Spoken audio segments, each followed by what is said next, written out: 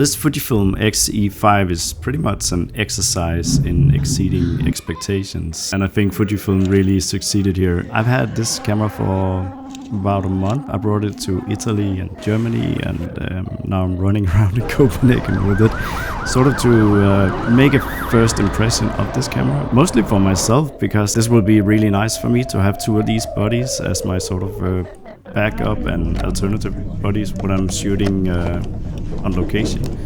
I could see that this camera will do what I need and what I want. But there's this one thing with the viewfinder where I wasn't quite sure, because it's quite a small viewfinder. That would be a deal breaker for me, because I'm mostly working in the theater and I'm using the viewfinder like 99% of the time. So I needed to have a viewfinder that is okay with especially with me wearing glasses. So I had this tiny excuse to call Fujifilm and ask if I could loan a camera for a while to see if this camera would like fulfill my needs or whatever.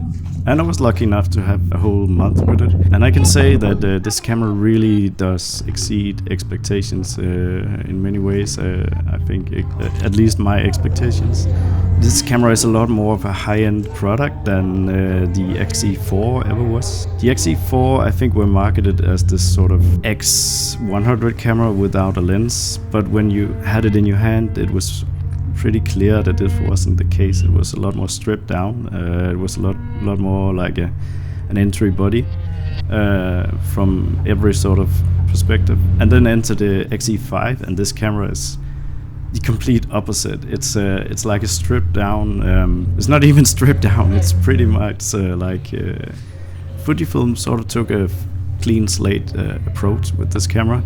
The X-E123 they sort of follow this linear approach, and with the X-E4 they took a different approach. They made a slightly more like an entry-level point camera, something that would appeal to a broader audience. They also made it maybe a little bit too simple in many ways.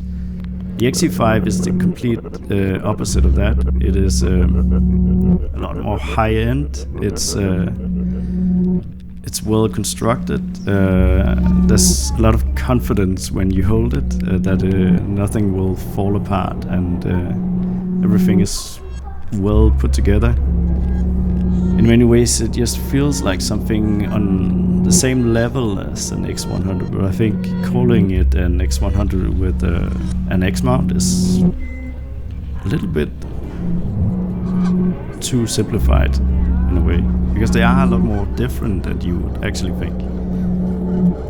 If you had any recent Fujifilm camera, like the 100 RF or the X106 or any other camera really, and you pick this one up, there's no, like, this is the same level of build quality and nice handling and everything. There are a couple of small caveats, if you say, because of the size of the camera. So there are some handling issues. I don't really want to call them issues, because these are things that comes with having a small camera. So there will always be some sort of compromise in handling when you go down in size. These are issues that aren't an issue on the X100 because of the small size of the lens. But when you put on a lens a little bit larger, something like I'm gonna try and demonstrate how I hold the camera with a couple of different lenses, because this is something I noticed myself. The way I hold the camera is different. So when I have the 18mm, I will hold the hammer. I'll hold the camera the same way I hold an X100, and that would be like in a loose hand. I wouldn't really worry about dropping it because the grip is good enough for this. But as soon as I move to something like the 23mm 1.4, which is like a normal size Fujifilm lens, then you need to hold it a little bit different, because it will feel too heavy for the grip. So I sort of unconsciously think that I'm gonna drop the camera, so I hold it like an apple, like the way you just taking a bite of an apple and you're holding an apple like that. And that's fine, but if you do that for a whole day of street photography or something, you will get some hand fatigue, and you'll probably get this issue where there are some sharp edges on the camera that will bite into your little finger or ring finger or something. Then the next size of lens is something like the 56 f1.2, which is like this tennis ball size lens. And with any lens this size and larger, you start to hold the whole combination of lens and camera by the lens, sort of like a Coke can or something. This is still fine. I just noticed that I have these different ways of holding the camera that I wouldn't have with the camera with the grip. So for me this isn't a problem. Maybe it is for you, I don't know. You may look at it and think that this is an X100 with an interchangeable lens. When you get to use it, it's actually something a little bit different. The experience of having this camera around your neck and walking around with it may be the same, but it's a lot more refined when you are controlling the camera. You have your exposure compensation button and your shutter dial, and they're positioned a little bit more back from the center of the top. That makes you able to control these settings just like any command dial with your thumb. This is really clever. This is something I sort of figured out a little bit late, or at least noticed that this was different. I hope Fujifilm makes this design choice in other cameras as well. So this means that the camera is a little bit more like operational, where with the X100 you gotta use your hands a little bit more like a claw to change all the settings. And that's fine for this camera experience. I think if I were to bring this camera into my professional practice, I think this extremely easy way to manipulate your settings is a really nice touch. And it makes that decision to bring this into my professional bag, so to say, a lot easier. So with this camera, Fujifilm took the film simulator dial up on a new level in more than one way. This is the highest end camera to have a dedicated film simulation dial so far, but it's also a totally new approach. And I'm sure there's gonna be both excitement and skepticism with this decision. I would naturally be in both camps. On cameras that I use for work, I don't ever shoot, or extremely rarely shoot with the film simulations. I do use them a little bit as a viewfinder a lot, but that's it.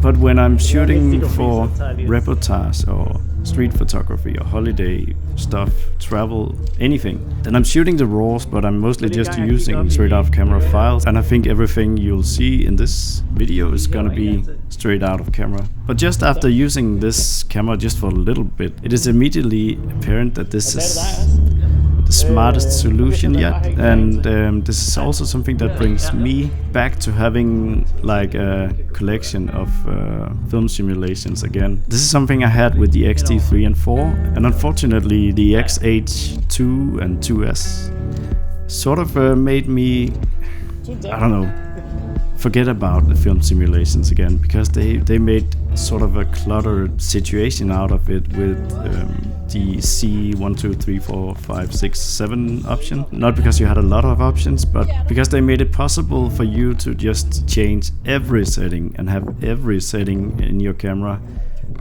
connected to these profiles. And that would just confuse the hell out of me, so I just stopped using them for a bit.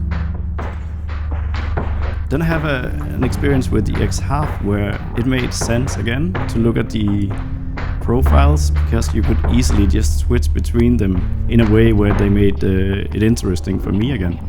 And with this way of changing between the profiles, it made it really interesting for me again. You have these sort of 3 layers of picking profiles. You have the ones that are hard-coded into the dial. The only thing you change is the profiles, and your grain settings, your sharpness and your saturation. Everything is gonna be the same between all of these.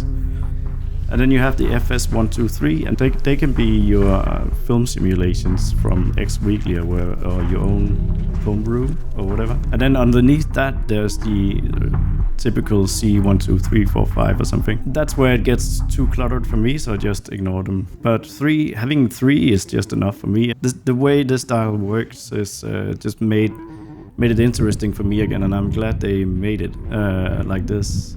I actually hope that they will consider this on higher end bodies.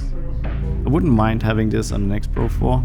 So I want to get to the viewfinder, because to me that was the most important thing, and like my worry is put to rest quite quickly, because you can see the whole viewfinder with your glasses on if you wear glasses, but the viewfinder is less magnified than the viewfinder on an X100 or an X-E5, 5. And obviously those viewfinders are nicer, but this one is still capable, because the main issue is not having a big enough viewfinder.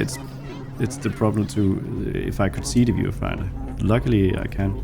But what surprised me with the viewfinder is actually all of the new features that I didn't really put much thought into before trying them out, because I thought maybe they were a little bit too gimmicky. But actually this simplified view you get that is a little bit more like an old school film camera with the red lettering and really simplified information level, and you have this sort of the exposure pen on the side. That viewfinder has just immediately become my favorite viewfinder of any Fujifilm camera, and I hope that we'll see a lot more of that, and maybe even some cameras will get this viewfinder in firmware. I doubt it, but it would be nice, because I prefer this viewfinder over the X100, which is also nice, but this one is a lot less cluttered and easy to understand. The other thing with the viewfinder that also caught me by surprise is this rangefinder guidelines. That is supposed to be the guidelines that you use when you zoom in and use sort of a digital zoom, and that is a nice feature in itself as well. I'm not sure I'm gonna use that a lot, especially not professionally, but it has this sort of, it's not a side effect, but it has the guidelines when you use 100% of the image anyways. That is a lot more pronounced than what you get with any other Fujifilm camera. That is often a problem for me, especially working in the theater, where when I look into the viewfinder, what I see is darkness. And I can't see where the image starts and ends. I can't see the border of the image in many viewfinders. The X-H2 and everything released after that has the option to have a wide frame. This makes it easier. But this new rangefinder guidelines, they're a lot more pronounced, and I prefer that actually. And they just look nice. So yeah, the viewfinder is pretty much a thumb up. So I have no excuse not to buy this camera now. So while I pre-ordered this camera even before having it in my hand, I've actually changed my mind. This is not because I found something to be disappointed about. Quite the opposite. The more time I spent with this camera, the more I sort of wanted. So after using this camera for a month or so, I've come to this conclusion that reality kicks in. I know I've only talking positively about it. Cannot really think of any real criticism.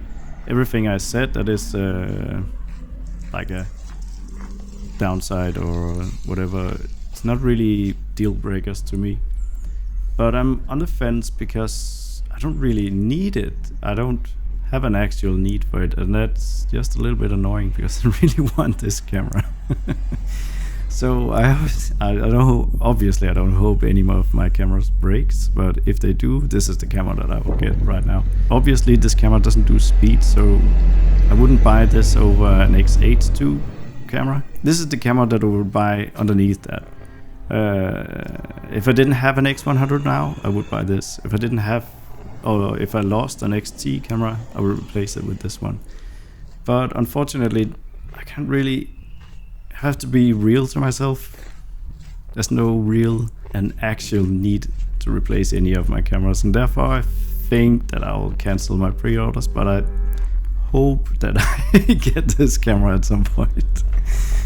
Yeah, it's one of those cameras that I just think, yeah, fear of missing out, because it's really nice. Yeah, but I also have a feeling that everything Fujifilm will do for the next couple of years is gonna follow this. trend and path of being the right thing. I don't know, we'll see. If you come this far, I'm sure you'll buy the camera, so good luck with it. I mean it.